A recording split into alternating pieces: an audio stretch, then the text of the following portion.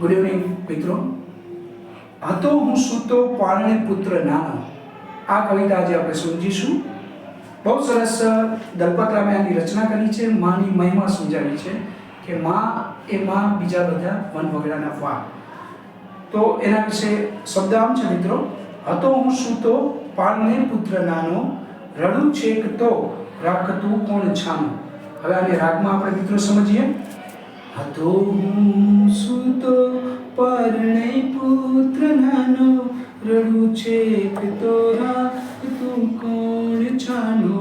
મને દુઃખી દેખી દુઃખી કોણ થાતું, મહાહેત વાળી દયાળી જ માતું. સુખામાં સુવાળે ભીને પોડી પોતે, પીડા પામ પંડે તજે સ્વાદ તોતે.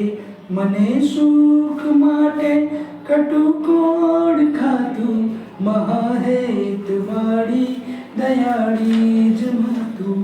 લઈ છાતી સાથે બચી કોણ લેતું, તજી તાજુ ખાજુ મને કોણ દેતું.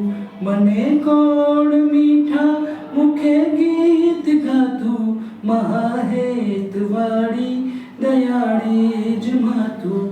પડું કે ખડું તો ખમાણી વાણી, પડે પાપણે પ્રેમના પૂર પાણી. પછી કોણ પોતા તણું દૂધ પાતું, મહાહેત વાળી દયાળી જ માતું.